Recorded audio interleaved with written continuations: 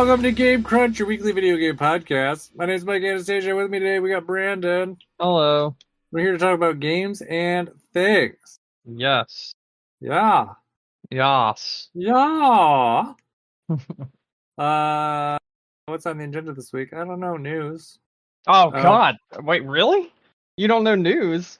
Bro, No, I said there's Insomniac. news. Oh, okay. I know. I said I Insomniac's don't hack got... know, Oof. comma, news. Yeah. So I didn't look and see what you had yet. But if you look, it's already down there in news. Yep. So, Yeah. Yeah. I thought you were saying you don't know of any news. That's what I thought you said. I got confused. I was like, saying bruh? topics. I don't know news. Gotcha. Yeah, I don't know of news. No. Yeah. There's news. There's lots of news, actually. There's a ton of news. Today's a super newsy day. Yeah. Surprisingly. And it seems like it's an unintentionally newsy day. But anyways, yeah, so we got that. That's it. I think really, yeah. You ready to get into it? Yep, I'm good. Okay. I'll start super briefly with what I played, because I didn't play a lot, but it is newish. So Nintendo surprisingly put out a demo for the Trace Memory Collection, also known as... Oh, I didn't know that. That's neat. Yeah. Another Code Recollection, I think is what they're calling it, because they called it another code elsewhere, so they just kind of renamed it over here. But yeah, they put out a playable demo this last week. So just the beginning of the game, progress rolls over, yada yada yada. So yeah, you get to play as the beginning chapters of like the DS game that they had. It is for those who don't know, kind of like a interactive story / puzzle game. So you go through and it gives you story bits and it gives you little puzzles that you need to complete to progress. So yeah, I mean everything looks like it's really working well. The game looks nice. So in the I didn't pull up my DS or look on YouTube, I guess, to see in the game. She has like a Switch looking device. I'm pretty sure it was like a DS looking device in like the original. That kind of like helps her like navigate and like keeps information and stuff like that on there. Game looks decent. I mean, you could tell it's not like a designed for Switch originally game. Like obviously, like the assets aren't quite as high as you would expect for something like that, but definitely much better than say like DS game. Like it looks a lot nicer. They obviously they updated the models. They updated like a lot of the background stuff. So it looks a bit nicer. I mean, it's an interactive kind of like puzzle story game, so it's not like you need anything like super incredible, but seems to run smoothly. It didn't seem to have any like significant issues that I was noticed while I was playing. Voice acting seemed fine, tolerable. Little puzzles that I had done seemed to work well. Didn't seem like there was anything too crazy there. I don't know. I'm just generally excited for it. There really is not a ton to say about the demo, aside from the fact that the demo exists and you should go play it if you're interested in the game. I don't know. We always have lots of these kind of like, I don't know, not lots. I mean, it's not as much as you used to. You used to get a lot of these interactive novels like all the time. They're very popular on the DS. You just don't see as much anymore. I think one of the bigger takeaways for me, I guess, kind of mentally, I realized while this demo came out was, hey, Nintendo didn't make this one themselves. It was made by Sing, who's out of business. Sing doesn't exist anymore. But Sing did make another game for Nintendo, and it'd be really cool if we saw that one. And that was Hotel Dusk, and its sequel, which I think was Another Window, something like that. Okay. So hopefully this does well enough, because I loved Hotel Dusk. Like Kyle Hyde, I think that was his name, one of my favorite like protagonists ever, because he was such a kind of a dick. And it's just kind of, whatever. This one you play as like a 15-year-old girl who's just like, I don't know, they told her dad died, and then you're like, maybe he's not dead. Go to this island and find out. And yeah, that's the premise of the story. So you're just kind of like, oh yeah, I guess my dad's not dead. That's weird. But I guess I'll hop on this boat to where he says he is and find out. So that's what you do. Okay. Yeah. Yeah, I don't know. It's entertaining. I don't know. What questions do you have? Do you have any questions on it? Did you play this? I have before? no questions. I've never played this. It also isn't something that super interests me right now. I'll keep an eye on it, but it's like, I'm not really that interested. There's a demo. Try it if you want. That's kind of all there is. Yeah, I it's kind of one of those ones where, yeah, I'm not like I'm not like dying to play this game right now. It's not the genre I'm itching for. But it's there. It's nice. I'm excited that it's there, and I'm definitely gonna support it. It comes out, I think, next month. Yeah. I think it's like January 24th, I want to say, at the top of my head. Interestingly, kind of other extra sub thought I had while I was thinking about this game. Nintendo has 5 games announced for next year, and 4 of them are remakes or remasters.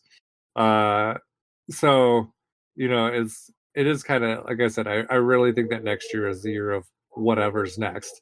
And they're just like, well, we just need to bide our time until that time. So let's just chunk out all of these like remakes and remasters we were just sitting on to fill holes and hope nobody notices.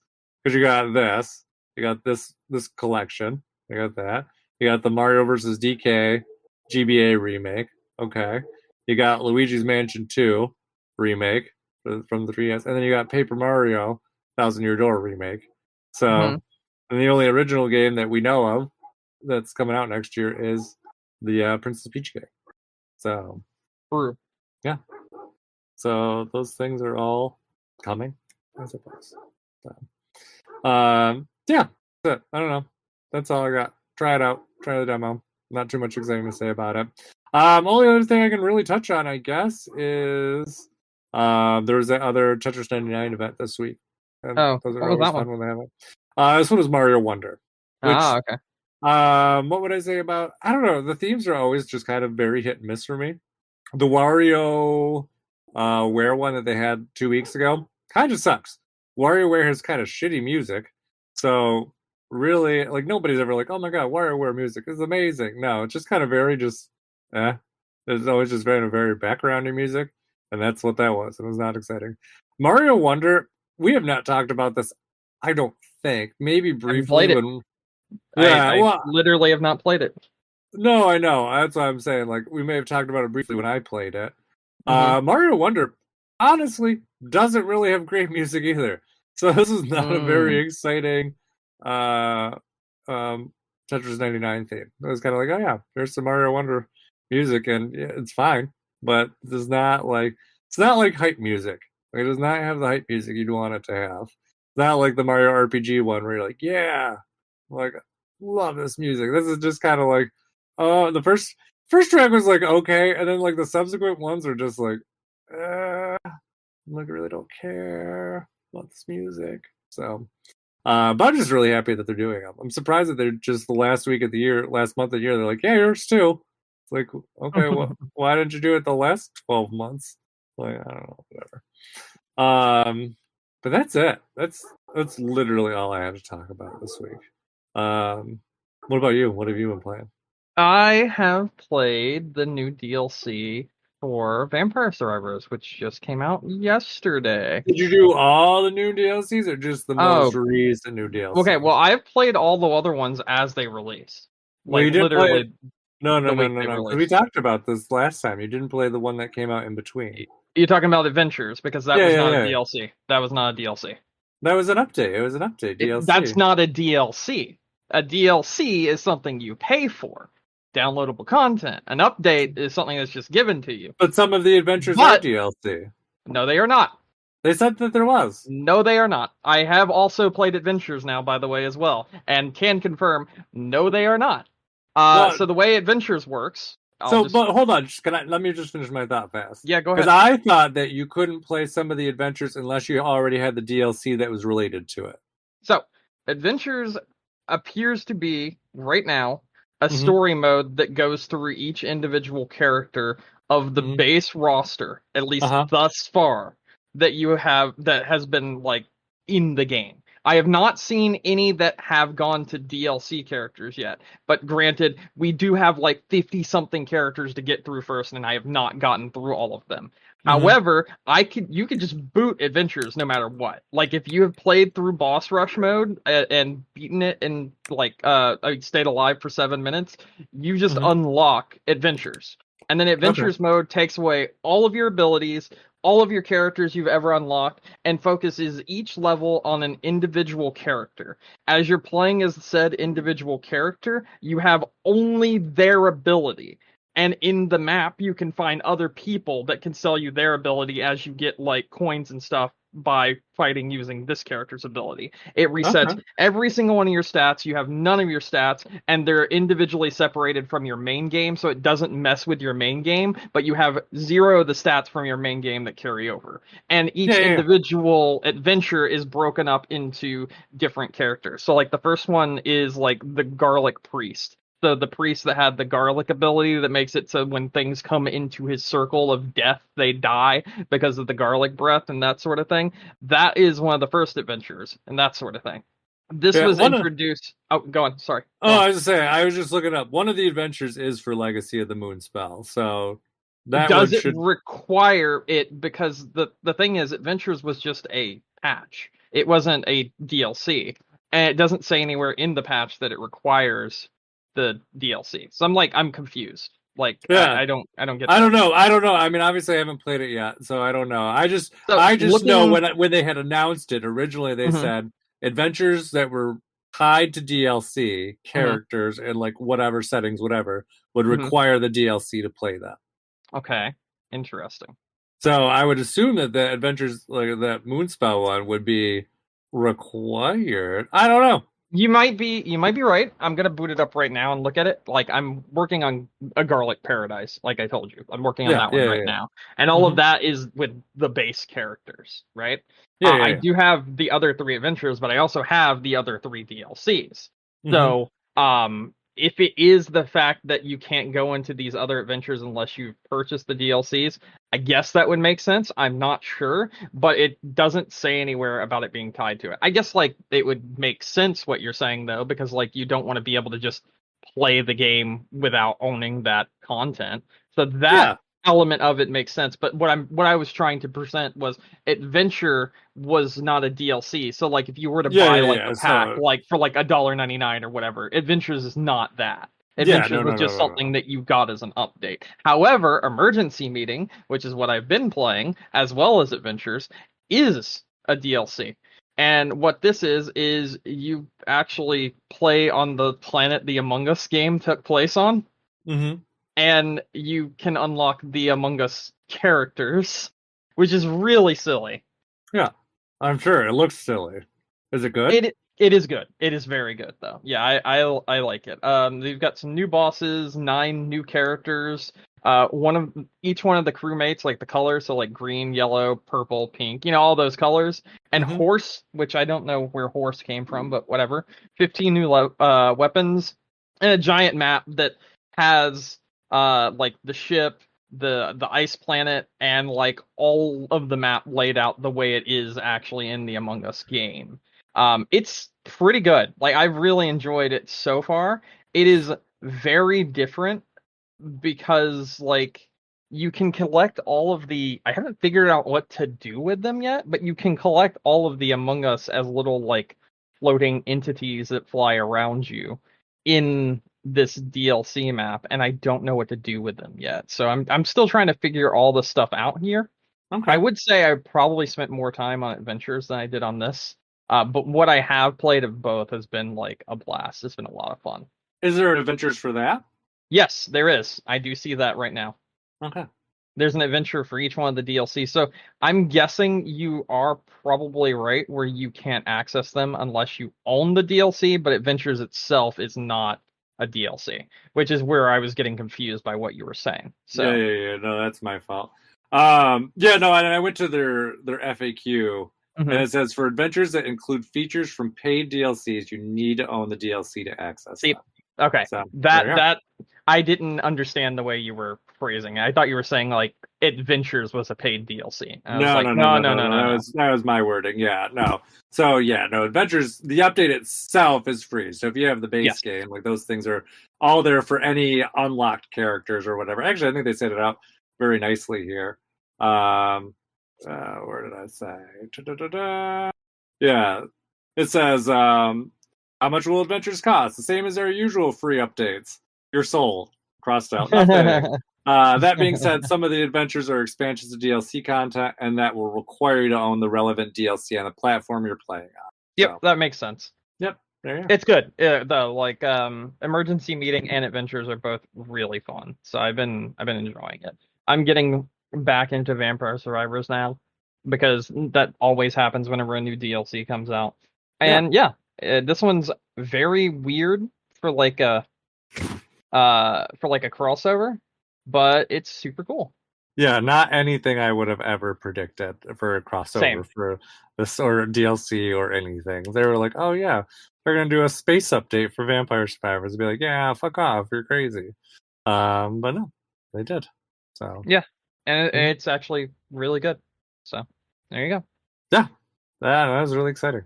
So they did release like a vague kind of what's the word I'm looking for? Kind of like map, like update content map or whatever, like kind of what they're doing and where they're going, but it really doesn't make any sense. So it's not like you can't parse anything out of it. I don't think.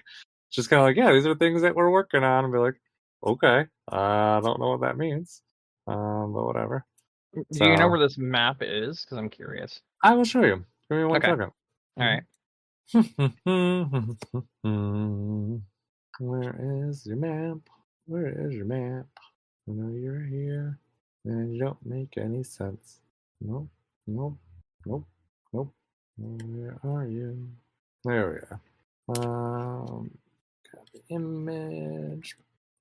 There you are. It is in general. Okay. Yeah, if you could make any sense of it, God bless. What the fuck? Yep. It's just kind of like, there's their kind of 2023 updates. Like, okay, we had 1.8 adventures, so that's out now. So, and they released this picture. I think we already knew about adventures before they announced this, before this picture came out. So it's like, what are these things in this kind of like cryptic circle? They look like items and weapons, but it could be pointing towards different like scenarios or things. Some of these items you already know, some of them you don't. It's like, oh, there's a bell. I don't know what that means, but this little circle thing looks like the circle thing from, I don't know, one of the characters. So I don't know, not a clue. As far as I've seen, nobody's really figured anything out about this chaotic roadmap. Yeah, I can't figure it out either. Yeah, and they even said, so the text they included with it, they say, it's some bits we're working on with absolutely no timeline. So, yeah. So, okay. Yeah. So very exciting. I'm excited for it. Can't wait till it comes out. But who knows? Well, wait till it comes out on Switch. That's what I'm waiting for. That's where I'll update it. It was is the cost for the thing the same as $1.99? Yeah. Okay. Yeah. Does it seem like it's as much content as? Like I said, there are 9 new characters, I believe, and 20 new weapons. So does it have new achievements and things too? I don't think there's new achievements for this one, actually. Okay. I'm not entirely sure why. 15 new weapons. There you go. 1 new stage, 15 new weapons, and 9 new characters. Okay. I do think it says, here, features 20 in-game only unlocks. No Steam achievements. For more info, please see. For more info, why, please see here. There's a link to their website. Okay. Very cool. Let me read something. Yeah, no Xbox or Steam achievements. Okay.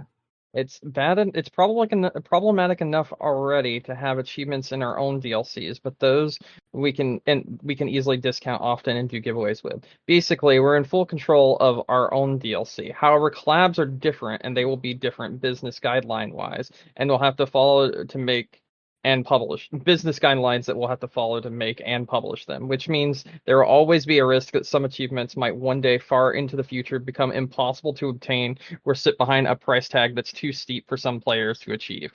And as such, they're not putting achievements in collab DLC. That makes sense. That's super That's reasonable, admirable. Actually. That's like actually a really good idea. Yeah, totally understand. I'm 100% behind that. Mm-hmm. So, yeah. That's good. Yeah, I'm down for that. That's cool. Mm-hmm. All right, other game I'm going to talk about. I played this one a lot. Like, a lot.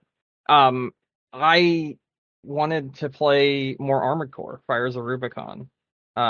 If you recall, this actually won Best Action Adventure Game during the Game Awards, even though they just kind of fucking spat it out and then ran away without saying anything else. Didn't even let anyone accept the award or anything. They just said it off screen very quickly, and they're like, "All right, let's move on." This game's excellent. I have really been enjoying this game. I'm on like chapter 3. I don't know how long it goes, but I've done a lot in this game so far, and I've really been enjoying my time with it. It's very hard. I'm going to describe this in a way that people are going to hate who are original Armored Core fans. And I myself was an original Armored Core fan as well. I played the PlayStation 1 games, I played the PS2 games, I even played the PlayStation 3 game. All right, yeah, and I know there are 2 PS3 games, whatever, fuck off. My point is, Armored Core 6, Fires of Rubicon, is just sort of Dark Souls of mech games. Okay.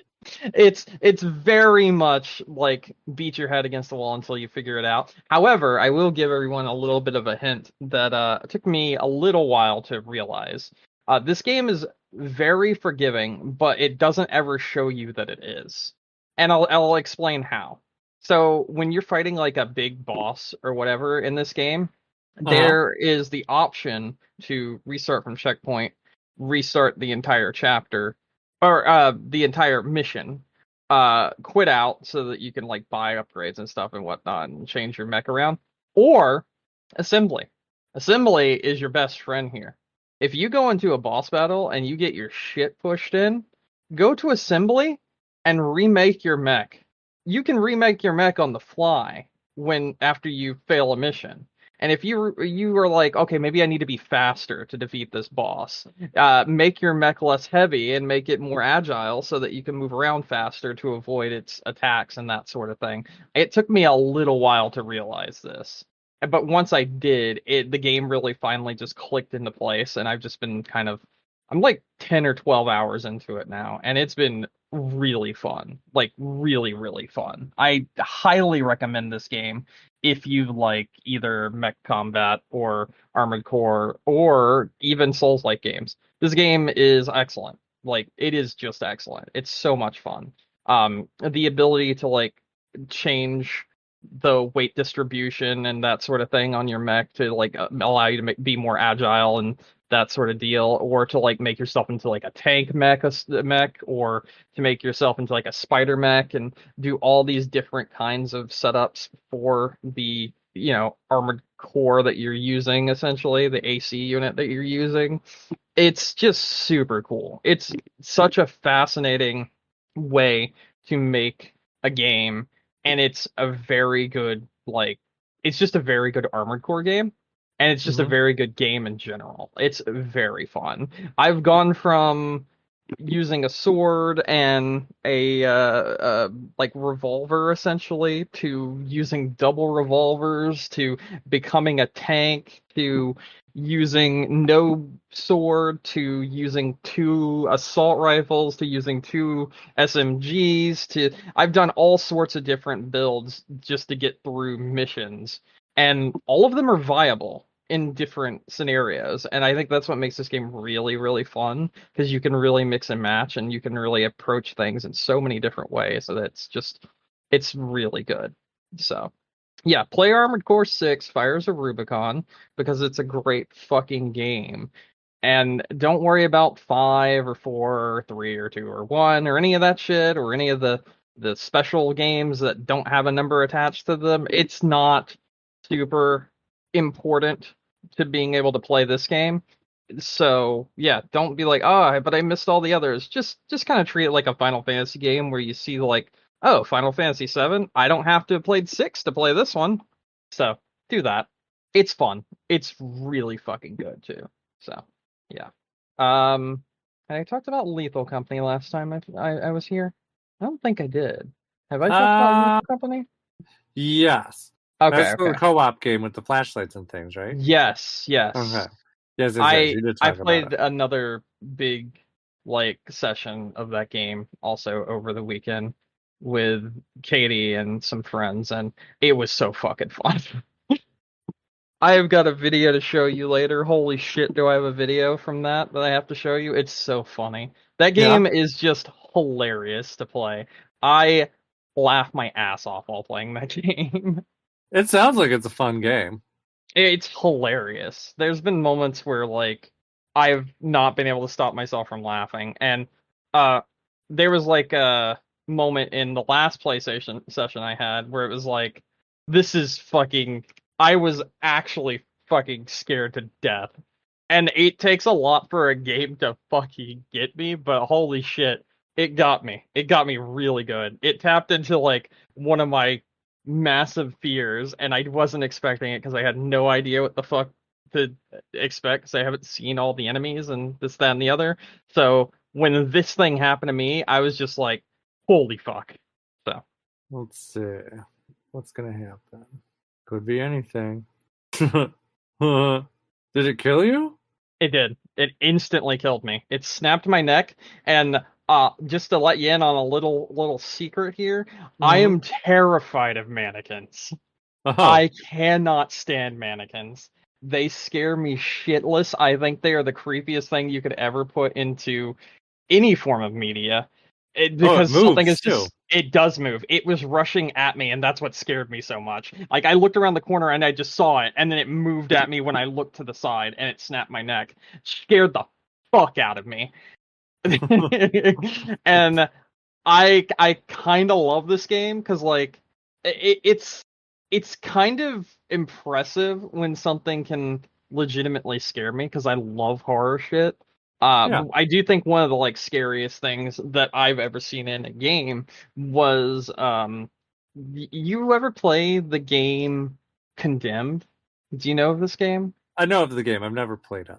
Okay, so I can't remember if it's in the second or the first one, but there's this like rundown mall, and like all the mannequins and shit and everything is still like there. And as you're like moving throughout the mall, they like follow you. Okay. In like a really creepy way until something happens, and then like it's legitimately like terrifying, and I kind of love it. See, because like I don't get scared at scary things. I love horror in general, but like I don't know, something about the unnatural movement of an object that should be normal is fucking weird and terrifying to me. So yeah, when that happened in this game, I first of all, I didn't know what to do other than scream and laugh at the same time. So that's essentially what happens.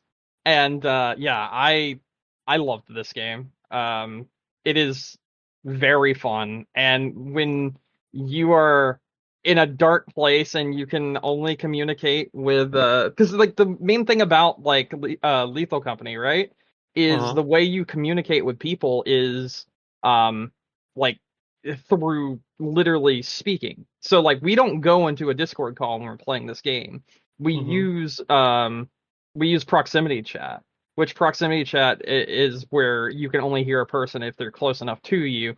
And then the way around proximity chat, which is built into the game, is walkie-talkies, but those can die as well. So there's like there's like a sense of actual tension when you are separated from someone or when you split up to look for things in Lethal Company because of the fact that you don't have that buffer, you don't have someone with you, and you can't just like pop into a Discord call and be like, hey, because we don't allow people to play that way because we think it really kind of hinders. Yeah, kind of cheating with the exactly. Exactly. Yeah. So being able to only communicate with the in-game voice chat, which works really, really well as the walkie-talkies in the game, is like such an interesting concept and done so well. Another game that does that really well is Phasmophobia, but I think this one does it way better because this game is so disorienting. Because whereas Phasmophobia, when you go into like homes and everything in Phasmophobia to look for the ghost and whatnot and everything, you're still kind of grounded in reality because you know what a home is, you know what a basement is. Yes, there's the fear of the unknown, but the thing is, when you go onto these planets in Lethal Company, you don't know where you're going. This is not like a normal like planet. These are like kind of abstract in a way that's done to really confuse you and give you like this sense of unease because you just don't know what's going to happen next. And I think that's what I really like about this game. Yeah, it makes sense. I mean, it's got a lot of interesting stuff on there. Mm-hmm. That's it for me. That's what I played. So there you go. Ready to move on to news? Yes. Let's see. Well, we'll kind of just pick up briefly what we mentioned at the end of last episode. E3's dead. Yeah, E3 is very dead. Very dead. So dead. Confirmed. Yeah, they're like, we're not coming back. We gave it a shot. So sad to see it go, because I mean it definitely was, E3 was always, Christmas in June, and now it's deceased. It happens. Yeah, it does. Things change. I mean, obviously the industry, I think even before like the pandemic, the industry was moving away from E3 anyways. Yeah. Just the years beforehand, we lost that block of 2 days where like everyone would have their conferences, and it was like, oh no, we're not going to do it on the same day as everyone else. It got spaced over 3 days, 4 days, and then they're kind of just like, we'll do it in the time frame, and then at that point it was just done. So yep. And then they tried to bring it back, and it didn't go anywhere. And they're like, hey, I don't think we're ever going to be able to bring it back, which is reasonable. I don't know if there's necessarily. I mean, we all have fond memories of it, even never having been there. But I think it's one of those things that, like, feasibly not really realistic anymore, anyways. Like what do you really get out of E3 on its own that you can't do better some different way? Yeah. And I think, Nintendo and Sony especially have kind of really shown that, hey, holding their own conferences do as well or better than what they were having in E3, and it allows them to control it a little bit better. And, you have different kind of events where people are able to play these games on their own and don't need to have like these super limited things where only a handful of people can play things. So, yeah, I mean, it had its role at a time, but just like a lot of things change. So no place for it anymore. So yeah, that's it. E3's dead. Happens. Yeah, it happens. Other little news story: Death Stranding's getting a movie. Yeah, that's kind of cool. Yeah, I thought so. I figured you guys would be excited about it, but nobody responded to me when I said it to you. So yeah, I didn't really have much to say about it. And like I said, I've been kind of dead this whole week. Yeah, but it's being done by A24, who's done kind of a bunch of popular movies lately. So it'll be interesting to see what their take is on it. I wonder if they're going to be forced to use Norman Reedus. Who knows? Maybe. That's a good question, actually. Yeah, I mean, it makes sense. He's a very popular actor, but it also will bring that movie cost up quite a bit. But it also makes sense to use him because he is a very popular actor. And it's like what, his likeness and everything. So why not? I don't know. Nobody knows. We'll find out soon. I can't remember what it's slated for, either next year or the year after. It's still a ways out. So that. But the big news of the week, breaking news of the week, Insomniac was hacked. Oh my god. They got the whole like ransomware thing, and they're like, hey, give us money or we're gonna leak it. And they're like, no. And then so they're like, all right, bye. And so everything leaked as was prophesized. Yeah. So it was more than a terabyte of data was leaked, including roadmaps and information and all sorts of things. So things that we did learn. Our next game is a Wolverine game. So that is coming up. I do have to say, like, I was actually like when their roadmap leaked and I saw what was on there, it was kind of disappointing. Like, it was not like there's nothing on there that was like, oh, this is really exciting. It was all superhero games and then like another Ratchet and Clank. And I was like, okay. I mean, it's like, okay, well, what happened to like original things? You guys used to do lots of cool original things. No. So, that was kind of revealed in the leak as well. What happened with original things was Ratchet and Clank lost $5 million. Yeah, it didn't make any money. Yeah, it made zero money. And I think it was Sunset Overdrive made $534.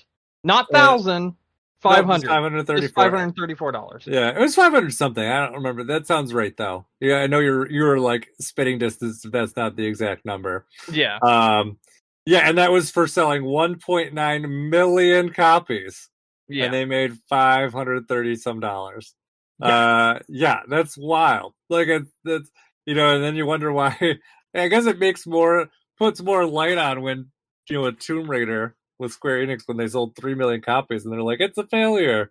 Yeah, apparently that seems to be what the issue is with Sunset Overdrive too. You sell 2 million copies and you don't make any money, that's a problem. Yeah. Yep. So yeah, that was, I was going to bring that one up too because that was big news.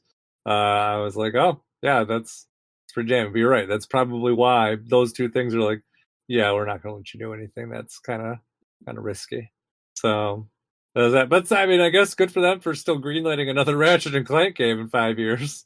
All right, so like I said with Nick, I firmly believe that Ratchet and Clank Rift Apart is one of the best games PlayStation 5 has. As simple as that. It's incredible. It's so good.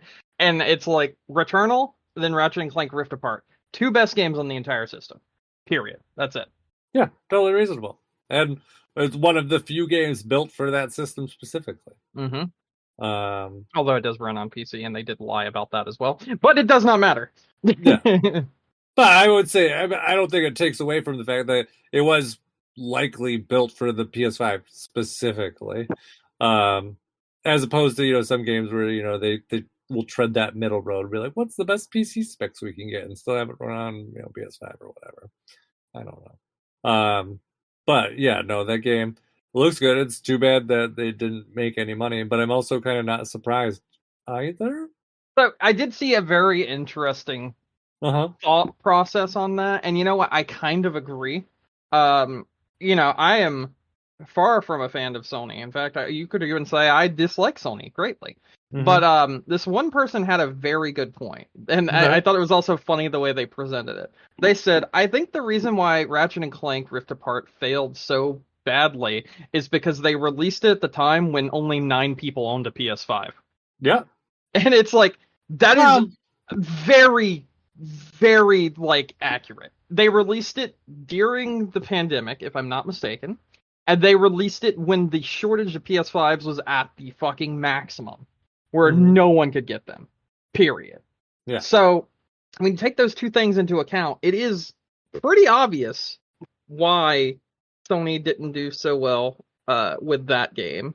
I do also think that it is a case of just some people like what they like, and that's all they're going to play. Especially when it comes to Sony fans. They're like, I like this, I only like this, and that's all I'm going to play. Spider-Man, that's why I have a PlayStation. Gonna play Spider-Man. I'm playing Spider-Man. Other games that are in the Spider-Man universe, I'll play those also. Wolverine, I'll play that. That sort of thing. But it's like, oh, here's another game. No, I don't want that. It's not Spider-Man.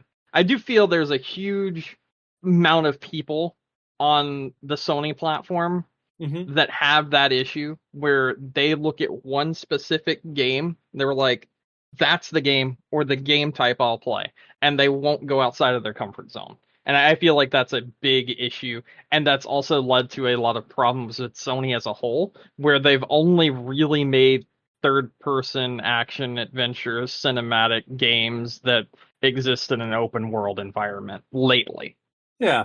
I mean, I think my only counterpoint to the kind of the thought you're saying about, maybe why it sold bad, and those are definitely reasons why it probably likely contributed to selling bad. I don't disagree with any of them. But my only other thought was that, it's a lot of times, though, it's usually the launch games kind of have the opposite effect over the long run. So you would expect it to balance out at some point. No, I think the problem is they also put Ratchet and Clank on their service.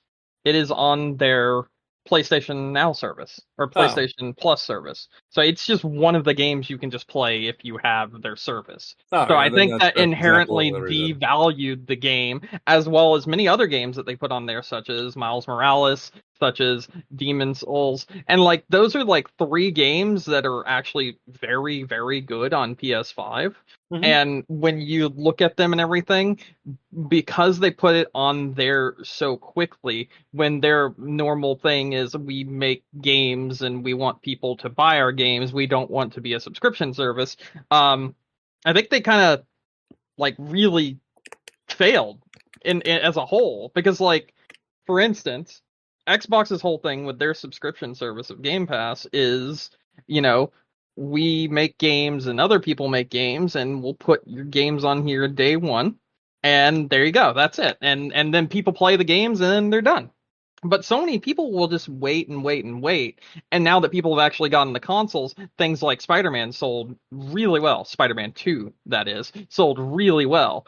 And these other games didn't, because people didn't have their hands on the consoles, as well as the fact that they kind of turned their nose up at a subscription service and just ignore what's put on a subscription service, because they've been inherently basically pre programmed to think subscription service. Anything that's on a subscription service is a bad game, and as such, they don't play those games. So nothing comes from it. Like, they just ignore those games. So they're just going to ignore Ratchet and Clank. They're just going to ignore Returnal. They're just going to ignore Demon Souls. Why? Because they're on a subscription service, so they can't be good.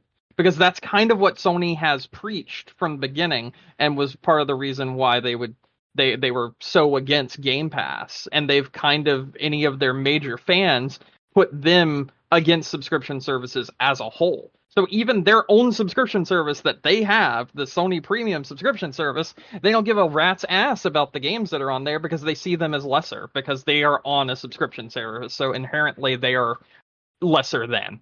And that's a issue that I think Sony has. I think if they're going to do something like that, they need to also like highlight, like Ratchet and Clank sold on PC.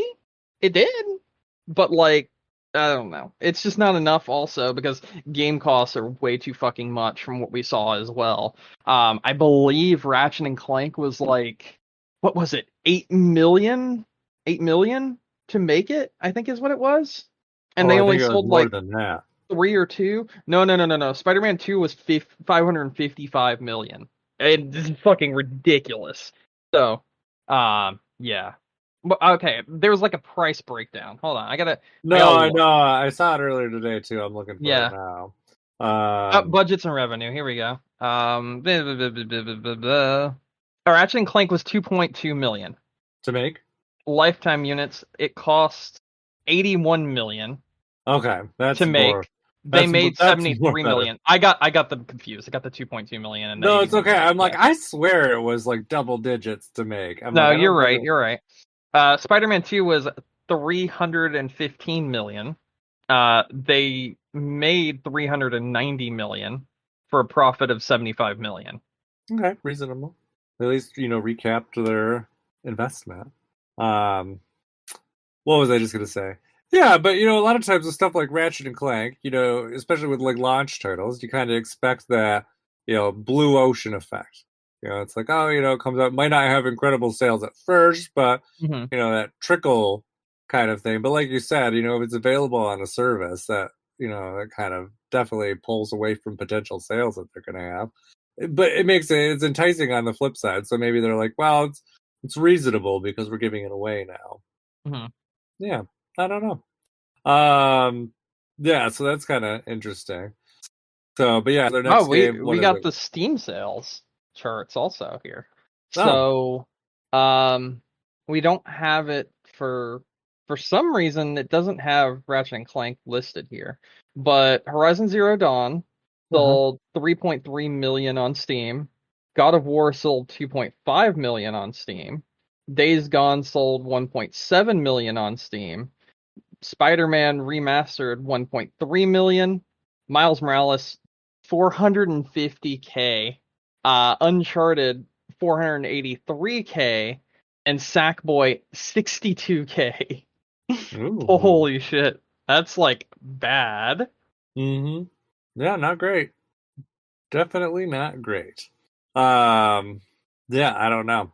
It is interesting too, there's been a lot of conversation the last day or so about, and I think it's related to these leaks too, because they're, like tangentially related, but just kind of about what Sony's goals are. Because you have these kind of things, you have you have them acquired like Bungie, but that doesn't really seem like that's paid off for them, or even will ever pay off for them with how they're Yeah. using it right now. And Bungie's like kind of floundering like a lot right now.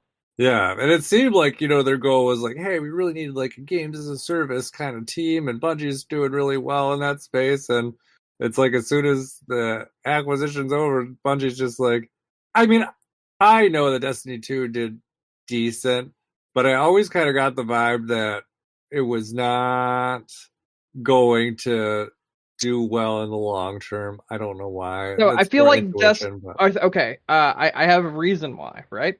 Yeah. So Destiny changed over their game and expansion plan as well as the way things were made.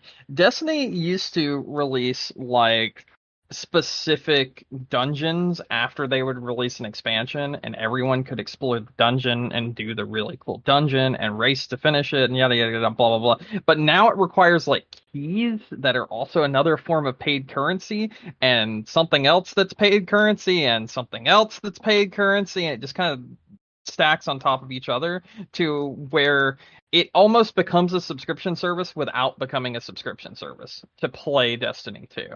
Okay. So on top of the expansions, there's also the feature creep that's made it so new players, it's very difficult for them to get into the game because it's like, okay, well, you weren't here for expansion number 175 or whatever, and because of that, you don't have this weapon. But this weapon is the meta, so you're kind of fucked. And that's a really big issue that I've noticed from Destiny 2.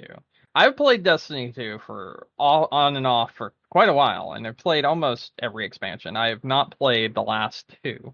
And the reason why is because I noticed the things I'm talking about right now, where dipping my toes into those last two expansions really showed me that in order to compete in like the PvP, it's not possible. Because I wasn't here for when the things were happening. And in order to compete in the PvE, it's not possible because I'm not willing to pay those prices for like just running a dungeon, for like doing this, that, and the other, for being able to do this. I'm not willing to do these things, which in some respect kind of appears pay to win because of the fact that there is a PvP element to the game as well, and the items that you can get from those dungeons can then also move on to the PvP element of the game. And when you take all that into account, it really shows why they have splintered their fan base off. And you couple that together with the fact that their last DLC that they made was so bad that everyone was like, I kind of want my money back. Yeah. So like the DLC was kind of just an advertisement for that almost like subscription plan that I told you about. And that was a huge issue with the final DLC that they released. In I don't remember when it was, but it was a while ago now. And in general, Destiny 2 said they wanted to get away from Activision to remove the loot box and the this, that, and the other. But the second they got away from Activision, they became more like Activision than they were when they were with Activision. And that shit's not cool. And I think that pushed a ton of their player base and people that potentially would come back to be their player base away from the game because of the way that it's built. Mm-hmm. So that shit sucks. Yeah, 100%. Want to talk about the actual leaks here? Yeah. Because there's a shit ton. I've actually looked at the stuff. I don't know how much you've looked at, but there is just a metric fuck ton here. Bits and pieces. Okay. So, first thing I would like to say, right, is this leak made me be like, damn, Wolverine is going to be fucking good. Yeah. So that's one thing that this leak did. I actually like looked at all the stuff for Wolverine that they showed without like spoiling the full plot because someone leaked the entire script, which has now been taken down. But someone leaked the entire script to the game, and the 25-minute gameplay that I saw, as well as the test footage, It all like seems really good. If you like Wolverine, I think this game is gonna be awesome, to be completely honest. And there's like some elements here that come over from the comics and stuff. So like for instance, they had him in his patch costume, and his patch costume is from when he became like a bartender, and I cannot remember the name of the place to save my life, but like they had him in like his suit and his like bartending suit and that sort of thing in one of the videos I saw of this. And honestly, I'm kind of excited. This game looks really like obviously, and this is what everyone should understand when it comes to like leaks and that sort of thing. You're seeing a very tiny bit of something, in this case 25 minutes of something, but I do think what is here and the ideas that are presented are super cool and would make for a really good game. We do have the problem that I mentioned earlier, where it is just another third-person action game, but I do think it kind of captures the theme of Wolverine as a whole. I liked that in one of the videos he had bone claws. That's fucking cool. And you could also see like the bone claws coming up from his knuckles and like the blood that comes along with it when like rips out of his skin and everything. And that shit looked awesome. So kind of hyped for that. This leak did nothing but made me excited for Wolverine. Okay, that's good. I don't know. Wolverine's very boring to me, so. I love Wolverine. Yeah, just like as a concept, I always was kind of like, oh. Well, why don't you like Wolverine? He's boring. He's like, I don't know. He's like, okay, all right, hold on. He's like, I got claws and I don't die. Boring. That's not Wolverine. I don't think you understand what Wolverine is. Wolverine is about a fucking tormented guy who fucking hates his life and is a raging alcoholic and has a lot of issues in his own life that also happens to be somewhat of a superhero and has to deal with all those issues at the same time. And I think that's what makes Wolverine super interesting, because he's just a guy who's really mad. Who happens to be a superhero. So it's The Last of Us 3. Got it. No, because this was done way before The Last of Us. No, I mean, I know the Wolverine concept has been, but just wait until you see this. He's gonna come on, and then it's gonna be like, oh man, my friend Storm lost one of her fingers playing guitar, and I have to go avenge her death. And no, I remember in like one of the like test footage, he was like, I haven't been to Mystique's apartment in a while, or fuck, was it? I don't remember whose fucking apartment it was, but he's like, I haven't been to this person's apartment in a while. And it doesn't look like anyone else has. And like he was like investigating the apartment, and he had this neat like essentially like a sense of smell where he could kind of sniff out blood trails and shit like that and whatnot, and he was able to like look into this like rundown decrepit apartment and everything, and it was kind of neat, like the way he was exploring it. It had like a lot of vibes that, yes, did have some similar stuff to The Last of Us, but it also reminded me of like looking through things in like a stealth action game, but it didn't have that thing. It had kind of the Batman investigative thing going on for it, and I was like, oh yeah, that's kind of neat. And then like the gameplay looked a lot like God of War, actually. Okay. Which I was like, okay, that's kind of cool. That's neat. That's more what I would expect gameplay wise, I suppose. Mm-hmm. I don't know. I like the gritty nature of Wolverine. He's someone who is very close to Deadpool, but instead of being a total joke, he takes everything very seriously while the world is falling around him, and he's just like, fuck it. And in some cases, when you actually read some Wolverine comics, he's literally just like, fuck it. Is that what they're going for with this story? Yes, it definitely seems more like if you've ever seen the movie Logan, where he's just kind of fed up with everything, and he's just like, fuck it, whatever. And that sort of deal. It definitely has that sort of vibe to it from everything that I've seen. And I think that's interesting for a comic book game, per se. A lot of the footage was like boat chases and like fucking just straight up killing a man in a boat and everything, and then having the boat explode, and it looked more like something out of GTA than a Marvel game. And I think that's my main takeaway. It is very gritty. It is very like not the sort of thing you see in like Spider-Man, in like, the Avengers game, and like this, that, and the other. It's very actually doing the source material justice from what we have seen and from what was leaked. So I kind of dig that. Moving on, Spider-Man 2, which I'm sure Nick wanted to talk a lot about and will when we get to Game of the Year when he trashes it. It had a very big issue with the game, aside from most of the game.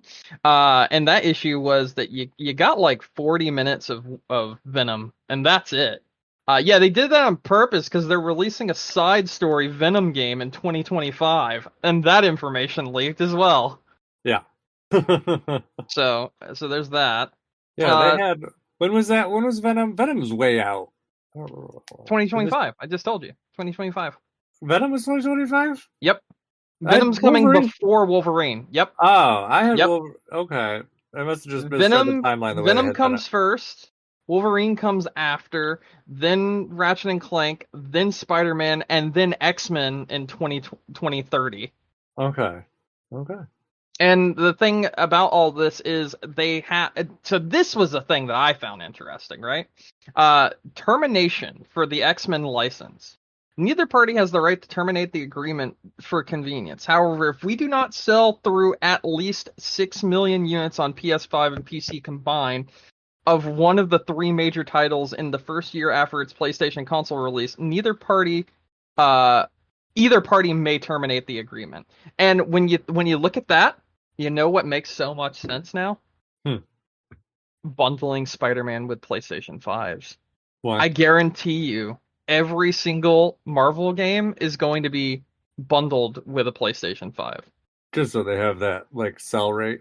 They have that buffer where it's like people may go out and buy the console, which then gives them a sell of the game, which then makes it so they will not be breaching the contract for termination, and they'll still be selling more copies than they otherwise would have.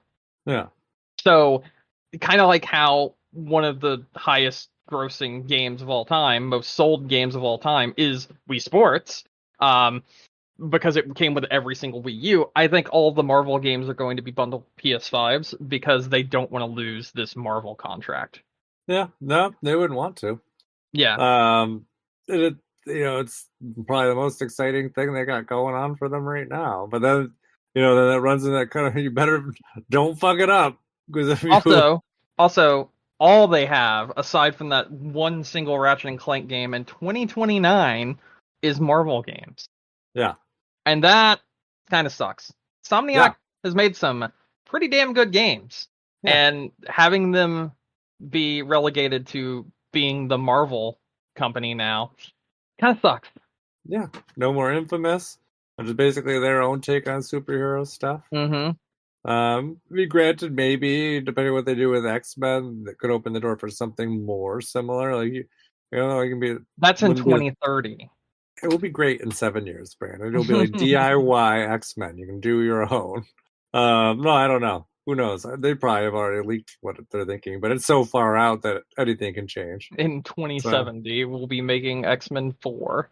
Yeah. I mean, this timeline's so far out that any of these things could easily slip and throw off this whole timeline. I could just see them being like, oh, Wolverine slipped. We're canceling Ratchet and Clank, and we're just gonna. Oh no!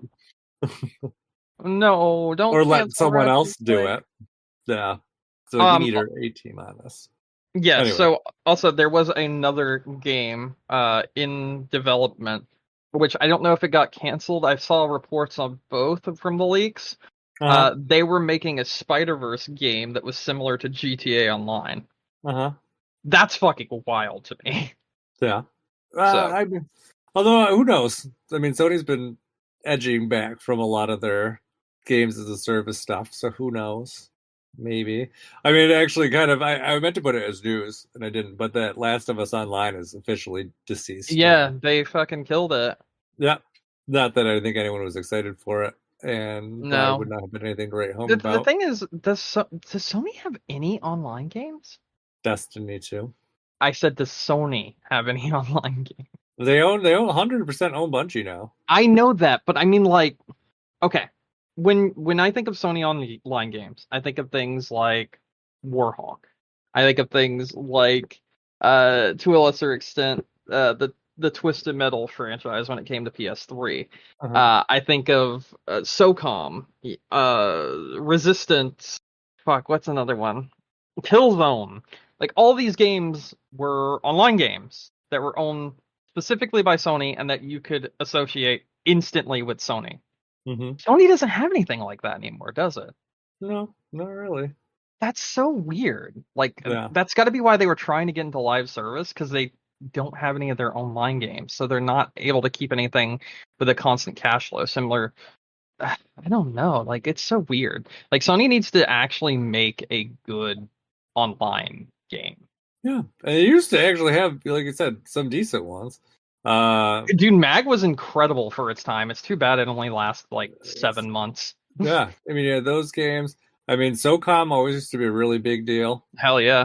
They haven't done one of those in what, at least a generation, if not two. I think they dropped it in PS3, right?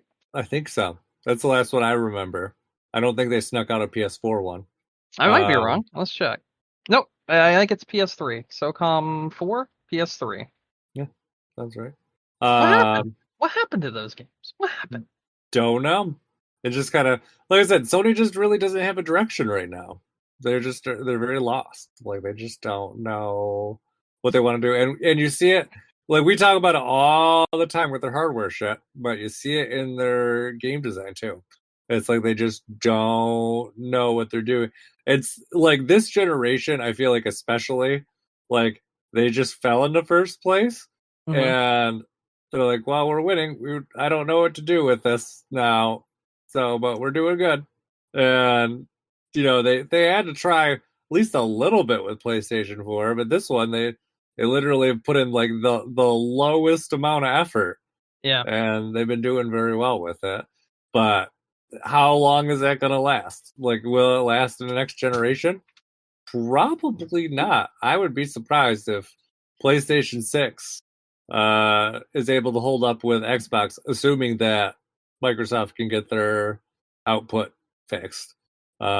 Yeah, Microsoft really needs to do something as well, because they're just so they have a lot of games that like, here's games that we're making, and it's like, all right, well, what's we're making them. They're gonna happen. Hey guys, we got a shit ton of devs now. We own like all the devs. All right, what's coming out? Nothing. Yeah. It was like, Call of Duty Black Ops 2 sequel comes out this year. Yeah, we're making lots of cool stuff though. Oh, okay. Neat, I guess, but like that's a fucking given because it's Call of Duty and they make a new game every fucking 3 days. But yeah, I get that, but like, what's to be excited about? Yeah, don't know. I mean, it's more exciting than the pittance that Sony has put out, but barely. Yeah. Like, yep. Like, I mean, Sony had God of War. That was exciting, I suppose. So there's that. And at least, Microsoft has taken some risks with like some of the games that they put out, but nothing substantial. Yeah. So I've mentioned this before, and I'll always mention it, right? Microsoft puts out games too early, or they announce them too early. When Microsoft puts out games, my main thought now, whenever I see a new game from Microsoft, is, damn, that'll probably be really good in like 2 years. And it always seems to be the case. And like, to give a few examples, Sea of Thieves has been killing it since they put out the update that had like essentially a story mode included. Things like that happen, but they happen like 2, 3, 4 years down the line. Like a game gets released and then it's not really playable or it's not that good. And then later on, it's good. Normally that doesn't happen with Forza, but that happened this year with Forza. Like Forza's new motorsport game is dog shit, like just straight up dog shit. And I bet in like 2 or 3 years it'll be really good. Starfield was boring as fuck. I bet when we get Starfield, what do you call it? I don't know, what is it, Skyrim Ultimate Edition or some dumb shit. When we get Starfield Ultimate Edition or some shit, it'll probably be a whole different game with a lot of different things from the original. And Mm-hmm.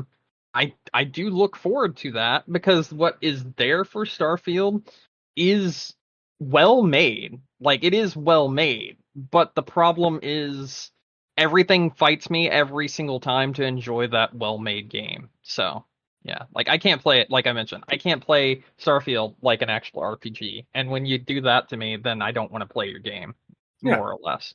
And that's a damn shame. Mm-hmm. There's plenty of other things I could like point to, but like, man, it's so fucking weird because they have, like you said, all these companies, all these developers, and they start making something, and then they'll put it out too early, and Mm-hmm. it'll flop. It'll get rated very poorly. And either they will just sweep it under the rug and ignore it entirely, or they will make it better and it will be a playable game that's way better than any right than it has to be. Like 4 years from now, when some fucking random person finds out and it's like, hey, you should check this game out now. It's like, oh shit, that's actually pretty fucking good. Mm-hmm. And that's like a huge issue that Yeah. I feel a lot of the industry has right now, but Microsoft in particular. When I see a game from them, I'm just like, can't wait to play that in a few years. Yeah. After it Exactly. releases, I'm thinking that. So it's just Mm-hmm. like, what the fuck, you know? Yeah. No, that's a problem in a lot of places, not even just Microsoft. Hmm. I mean, look at Cyberpunk. Yeah. Yeah. Cyberpunk's really good now. Like, Yeah. legitimately, Cyberpunk is an awesome game. Mm-hmm. But it's awesome because they turned it around, and I can't be like, oh, well, this game was always awesome. And I mean, in some respect, the story that was there was good, but the actual Mm-hmm. like character development, like what you could the like perk points and this, that, and the other, and how you could build your character was dog shit, and they reworked it entirely for the new update, and it made the game way better.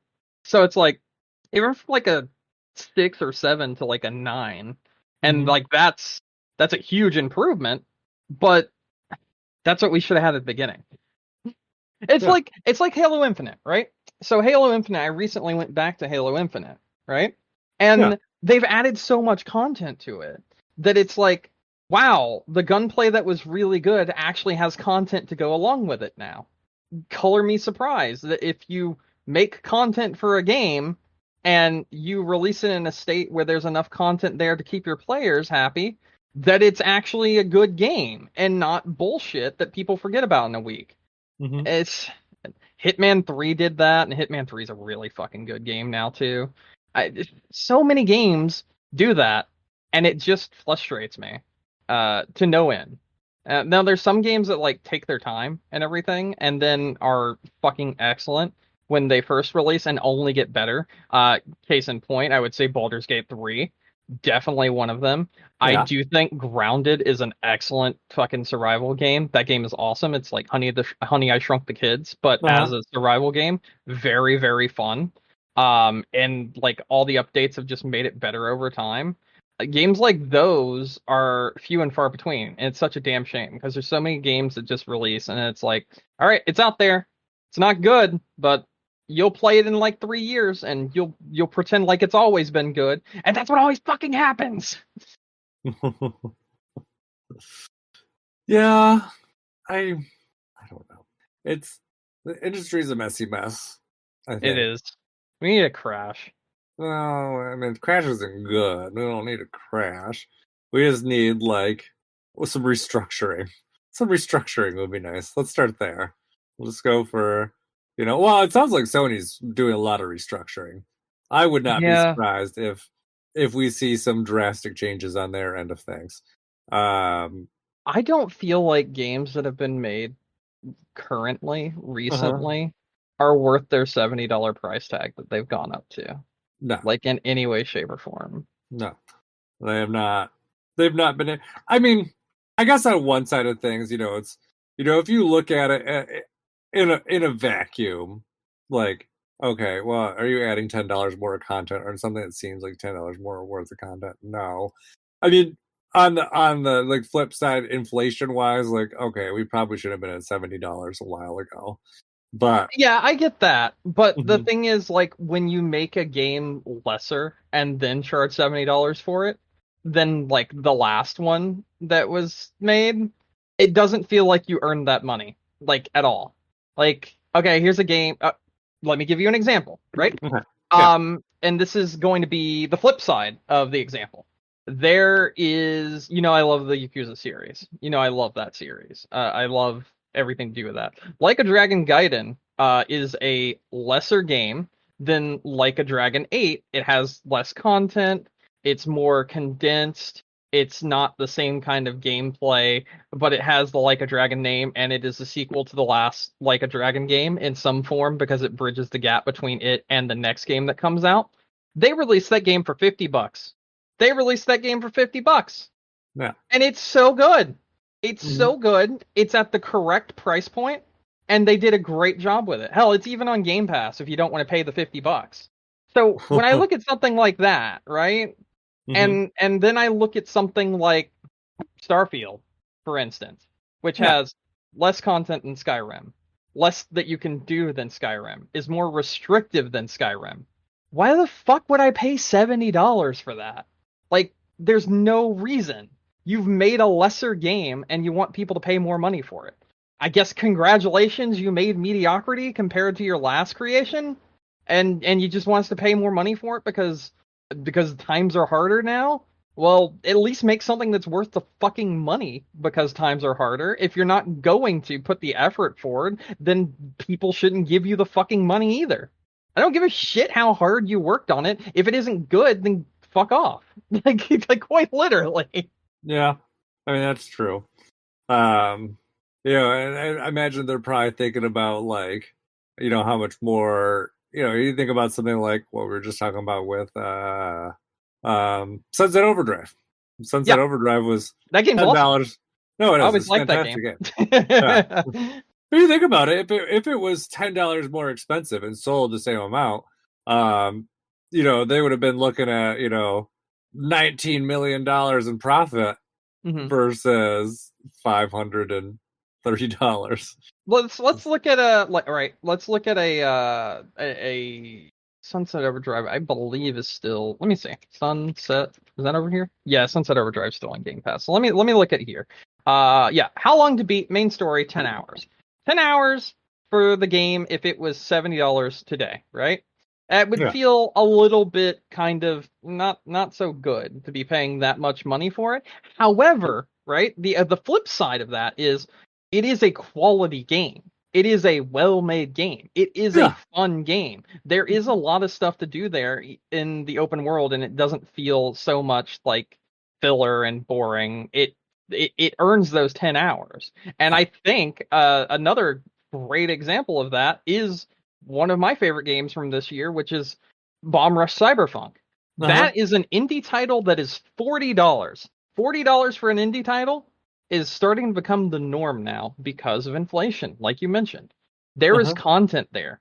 There is a good game there. It is compact enough that it doesn't feel like you get overwhelmed to the point where you're just like, oh, this just feels like filler now, and it doesn't feel like a thing that was worth my money. You feel like you got your money and then some, and that there's put forth enough effort in the game that it earned your money with Mm-hmm. with what it did.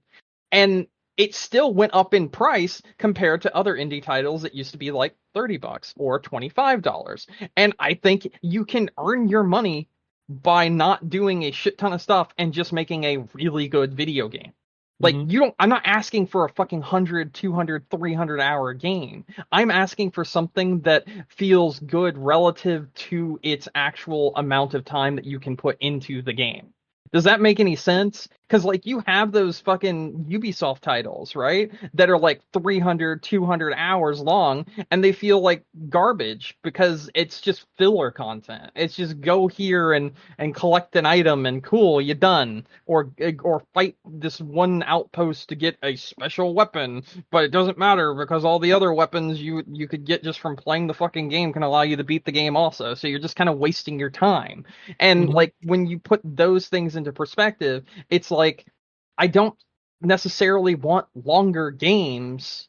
I just want a game that feels like its length and its quality is equal to what you're charging me for the game. Yeah. Like, it's not just its length, like, I just want a long game. It's, I want a game that is appropriate for both the price you're charging and the quality of of game that is here. Yeah.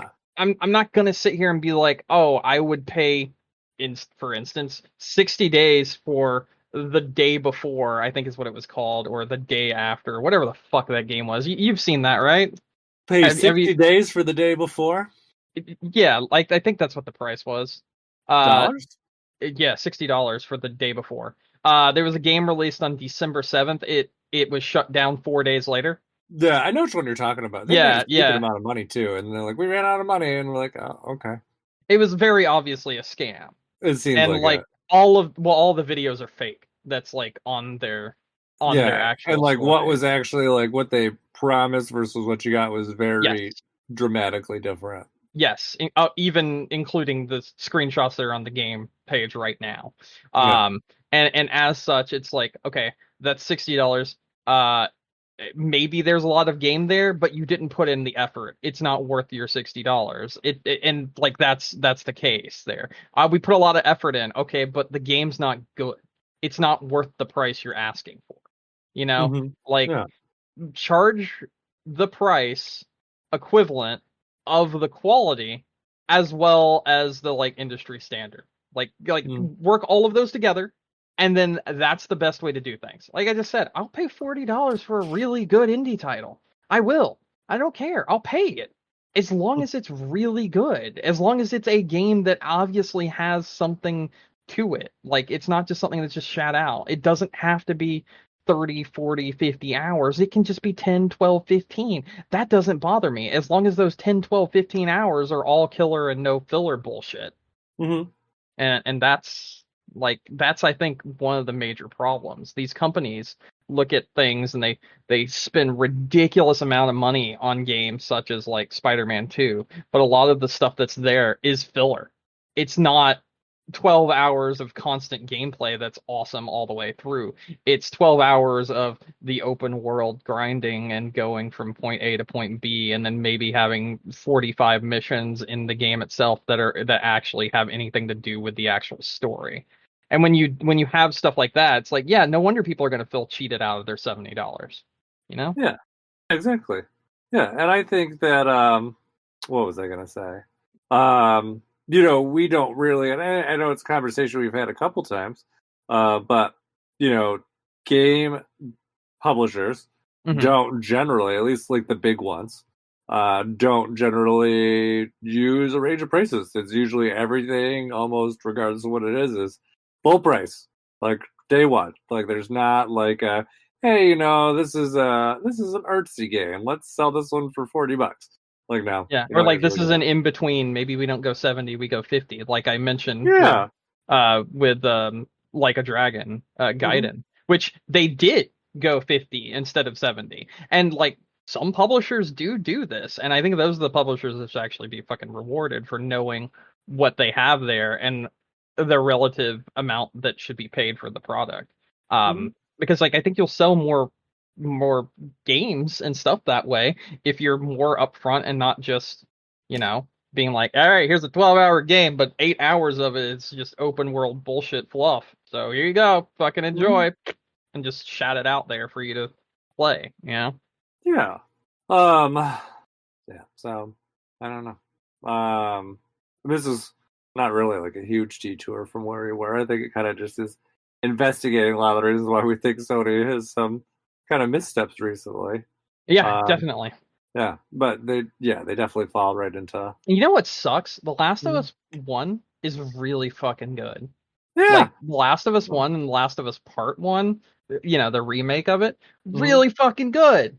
Yeah, but then I'll just leave it at that.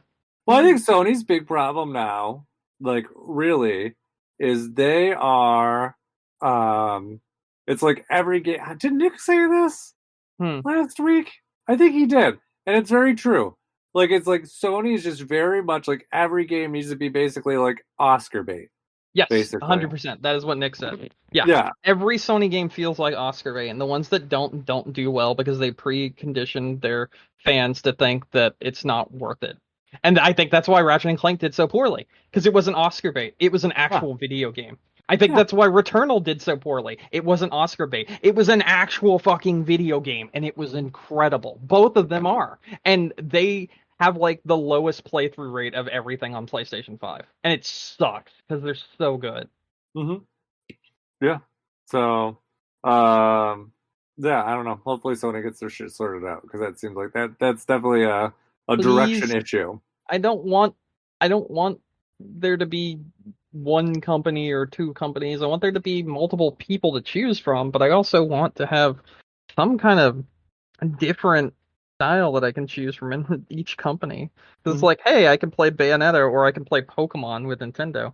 Microsoft's like, hey, I can play in 5 years a really good to or decent multiplayer game, or I could play a pretty alright game here, or I can play some really good games releasing day one on Game Pass.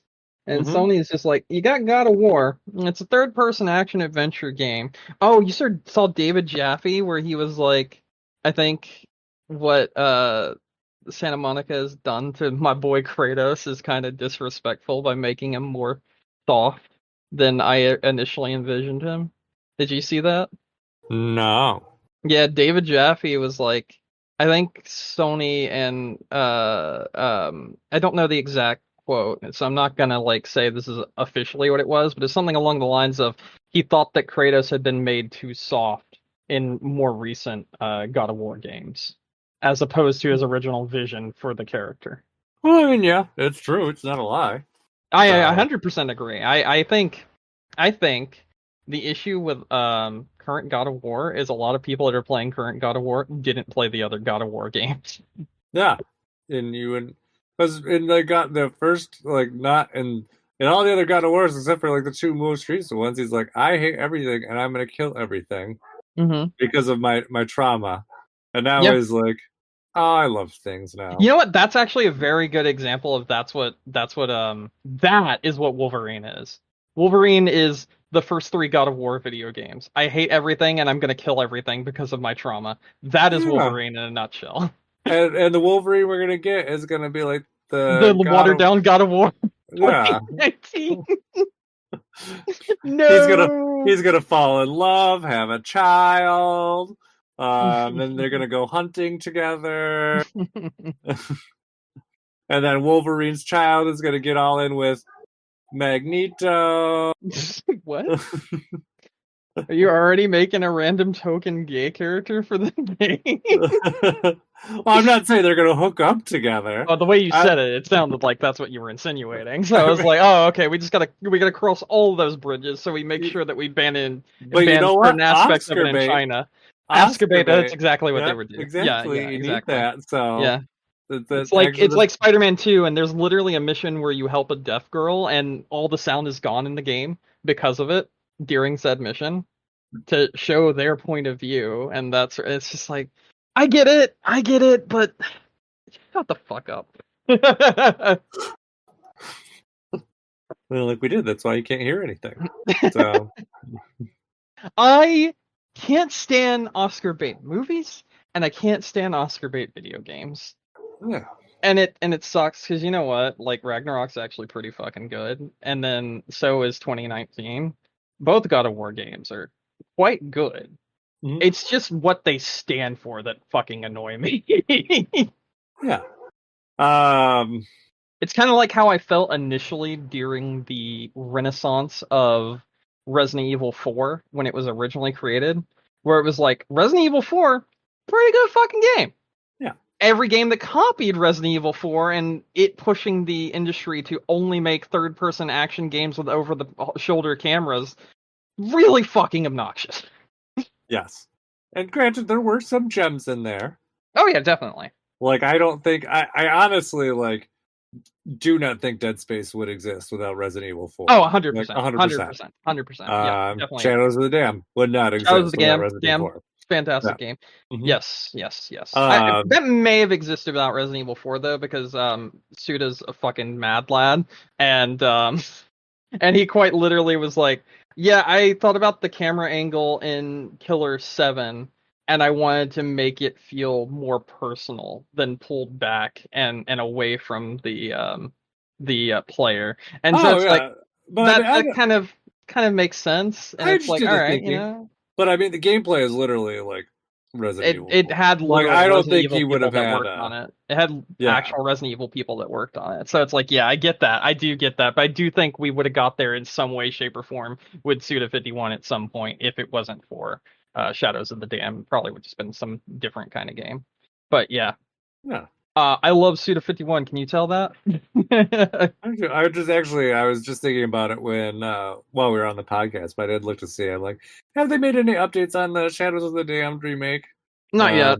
No, there's no updates. Mm-mm. So, but I was like, every once in a while, something sneaks out on Or the there. Lollipop Chainsaw update. You got I both those am coming. so tentatively turned off by that that I'm I'm like, scared. I'm scared. yeah, Modern sensibilities and gaming scares me when it comes to a Lollipop Chainsaw remake. They said they weren't going to change anything, like for modern standards. They said something along those lines, but then they also like contradicted that in another statement, and I don't know how I feel about it.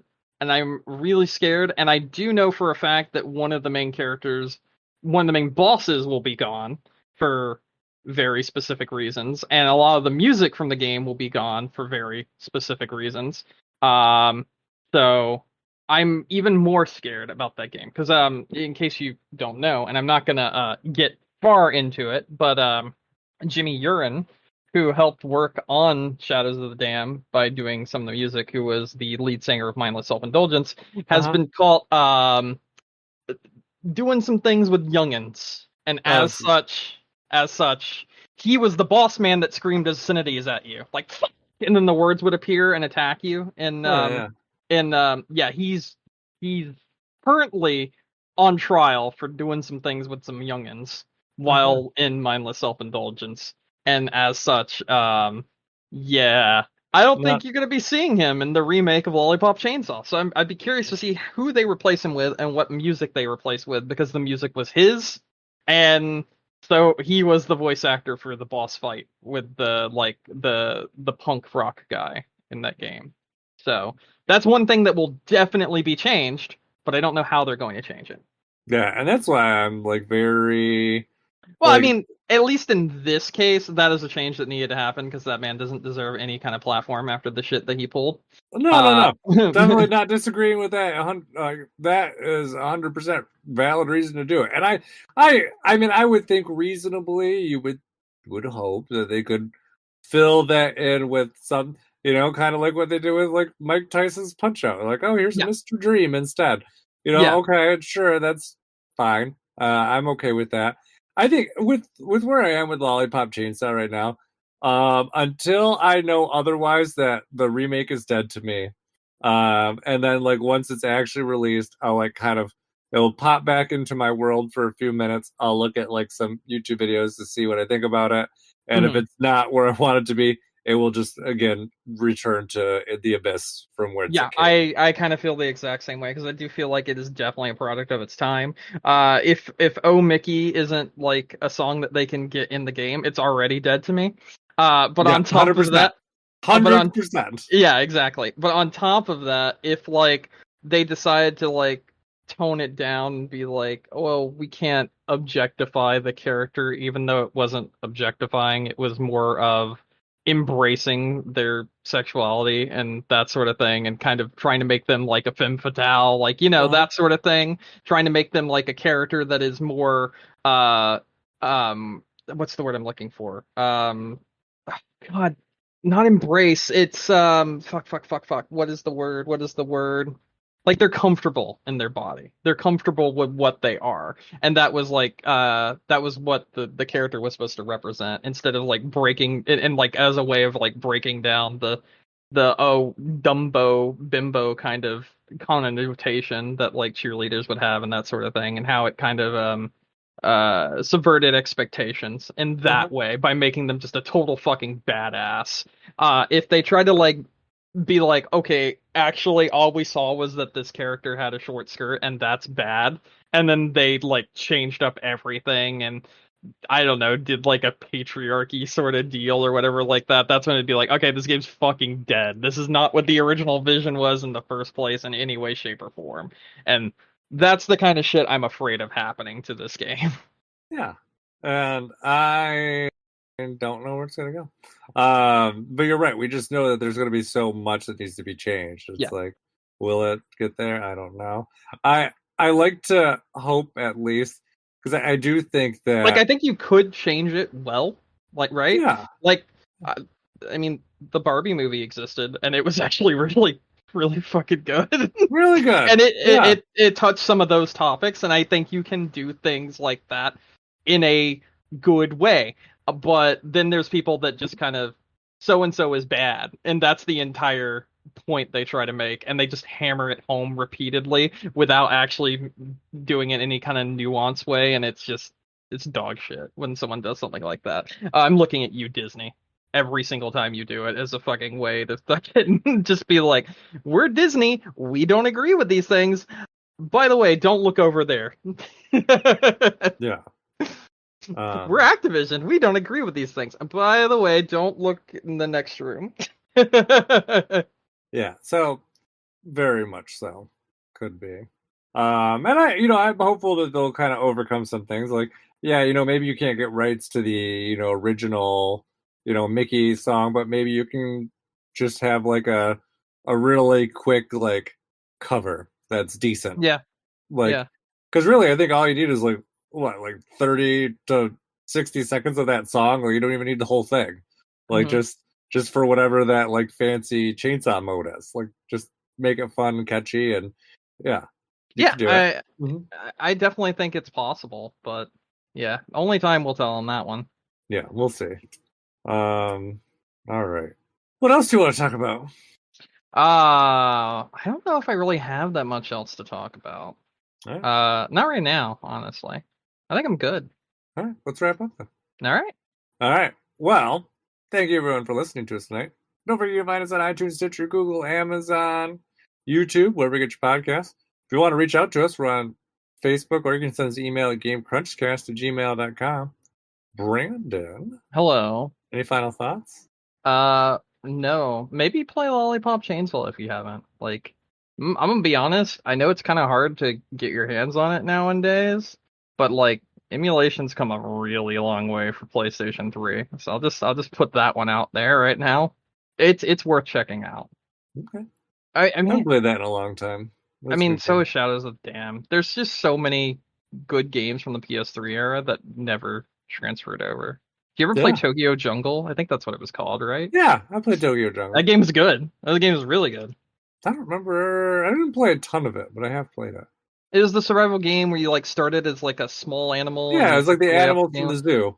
I remember that. That's the thing. That's what PlayStation 5 is missing. Like something unique like that. We haven't got any of those kind of games on PlayStation 5. No, we have not. Like, period. No, they don't. And the ones we do are from third parties, so Yeah, and it's fine, if you have third party ones, but like, I think a lot of it is like they don't have anything that's really, I don't think they have faith in it, because like when you sell something like Ratchet and Clank and it fails, how is something like that going to do? Yeah, exactly. That's a good point. Okay. Well, anyways, I guess with that thought, my name is Mike Anastasia. You can find me online. I'm Clash Penguin online or on your favorite gaming console. And until next week, game on. Game on.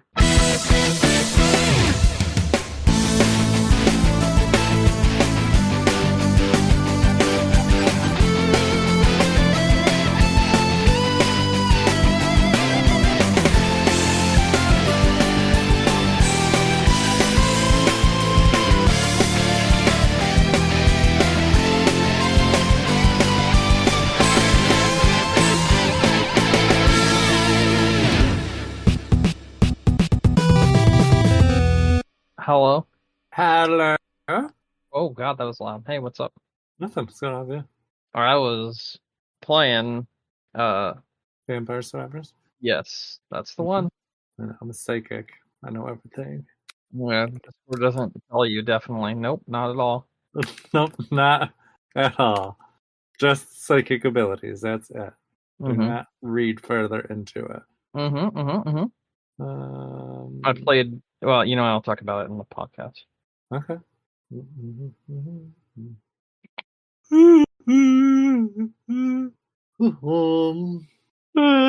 Don't make me fucking yawn.